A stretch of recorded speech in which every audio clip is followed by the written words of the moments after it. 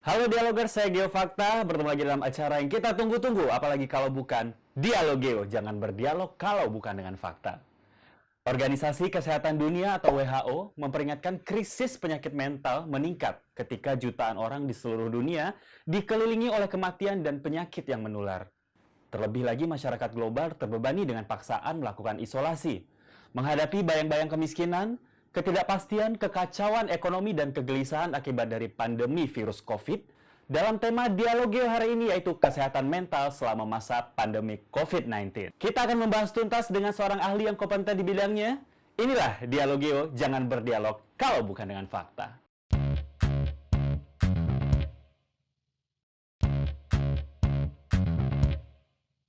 Nah, Dialogers, virus corona atau COVID-19 adalah virus yang menyerang sistem pernafasan manusia. Diketahui virus ini disebarkan oleh hewan dan mampu menjangkit dari satu spesies ke spesies lainnya, termasuk manusia. Dan yang lebih bahayanya lagi bahwa virus ini menyebar secara masif yakni melalui tetesan kecil atau yang kita kenal dengan droplet. Yaitu terjadi dari hidung atau mulut si penderita ketika batuk ataupun bersin yang mungkin tanpa sengaja dihirup atau disentuh oleh orang lain. Berdasarkan penelitian, bahaya virus corona bisa menyebabkan kematian, bahkan pasien yang terinfeksi akan sembuh dan mengalami kerusakan permanen pada paru-paru dan antibodi. Oleh karena itu, akhirnya pemerintah Indonesia mengeluarkan himbauan untuk melakukan social distancing. Belakangan ini kita kenal dengan istilah physical distancing. Sehingga meliburkan sekolah-sekolah dan beberapa instansi, pemerintah juga menghimbau masyarakat agar melakukan ibadah di rumah masing-masing. Namun hal yang sebenarnya menarik untuk kita bahas adalah kesehatan mental selama masa pandemi COVID-19 itu sendiri. Untuk itu, supaya episode Dialogio hari ini lebih akurat, saya sudah terhubung nih dengan Ibu Saskia Lidiani SPD MSI atau yang kerap disapa dengan Ibu Kiki, seorang dosen dan konselor di Universitas dan Akademi Sekretari Budi Luhur melalui video call. Kita langsung sambung dengan Ibu Kiki. Selamat sore Ibu Kiki. Selamat sore juga.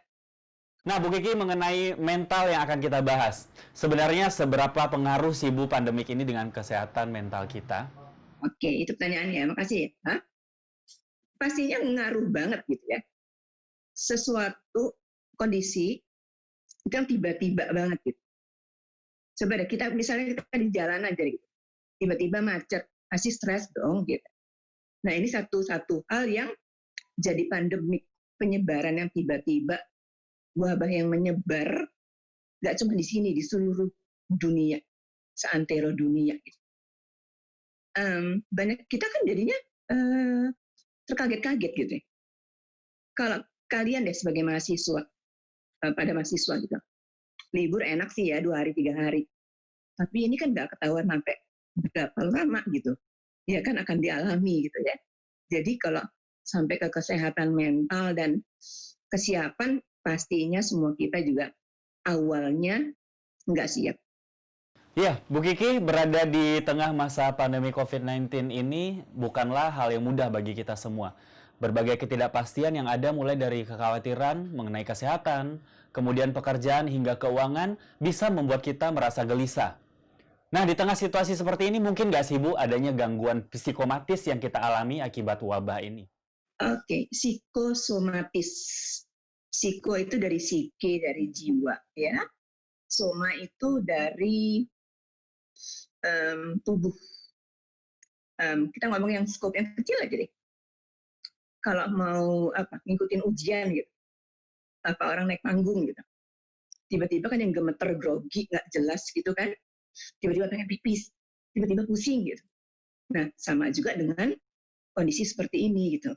Jadi orang yang tiba-tiba akan kehilangan ini, tiba-tiba di PHK, tiba-tiba ini, tiba-tiba itu, tiba-tiba ada tugas, tiba-tiba belajar online, itu pengaruhnya itu pastinya gede banget gitu.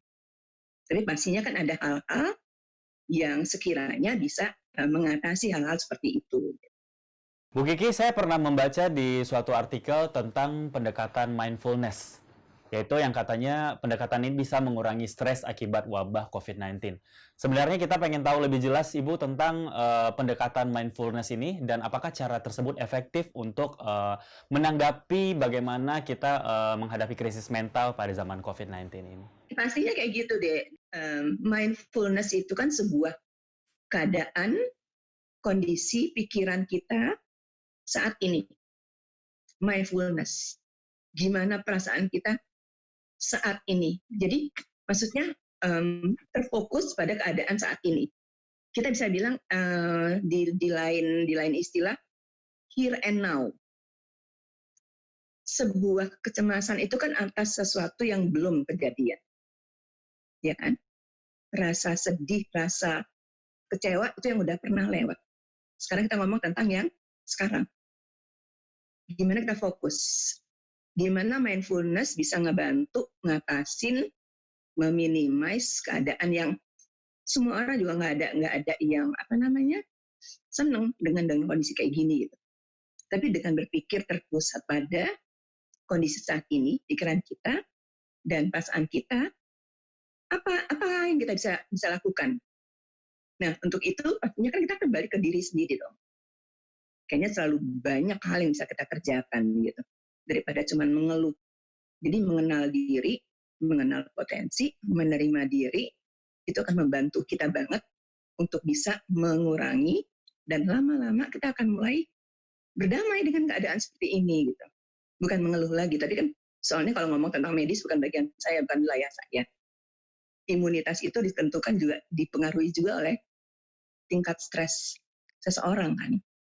Baik Bu Kiki, jawaban tadi sekaligus menutupi segmen 1 kita di kali ini. Jangan kemana-mana Dialogers, karena saya akan kembali lagi. Tetap di Dialog Yuk, jangan berdialog tanpa fakta.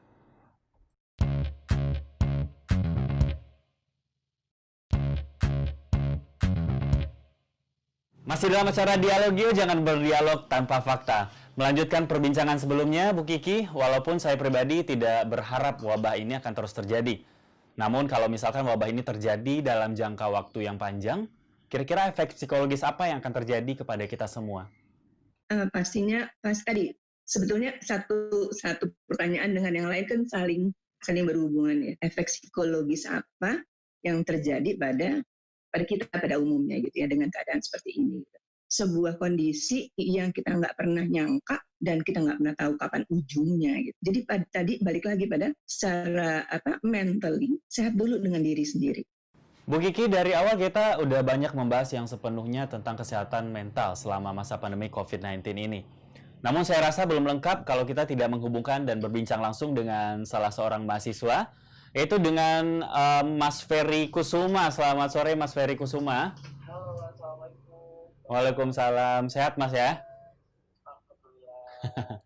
Mas, sebagai seorang remaja yang mengalami kendala akan himbauan pemerintah untuk diberlakukannya physical distancing atau kita kenal dengan self quarantine, apa sih Mas yang kamu rasain? Ya, yang jelas kita pertama ini ya agak-agak gimana ya, yang biasanya kita hidupnya di luar gitu kan, beraktivitas tuh kebanyakan di luar kayak ngampus atau kita ngerjain tugas, biasanya kan kita cari kafe segala macam. Nah, semenjak COVID-19 ini kan kita kayak apapun tuh harus kayak online gitu, kayak ngerjain tugas tuh online ya kan, terus juga sampai pun bahkan ada yang wisuda online gitu. Menurutku tuh kayak semuanya tuh harus dirubah gitu loh, Pak. Baik, besar harapan kita untuk bisa kembali beraktivitas seperti sedia kala. Untuk Bu Kiki dan Mas Ferry Kusuma, saya ucapkan terima kasih sudah meluangkan waktunya untuk berbincang dan berbagi, ya, serta mengedukasi kita semua akan bahaya COVID-19. Semoga Tuhan semesta alam selalu senantiasa memberikan keselamatan untuk kita semua. Nah, untuk Dialogers, pandemi COVID-19 ini tentu sangat berdampak terhadap kehidupan maupun perekonomian, bahkan kesehatan mental kita semua. Apalagi di tengah situasi yang sulit ini, kepanikan kerap menghadapi masyarakat imbas dan penyebaran yang virus kian makin efektif. Sampai jumpa di lain waktu dalam Dialog episode selanjutnya. Saya G Fakta dan kru yang bertugas pamit undur diri dan mengucapkan terima kasih. Assalamualaikum warahmatullahi wabarakatuh. Dialog jangan berdialog tanpa fakta.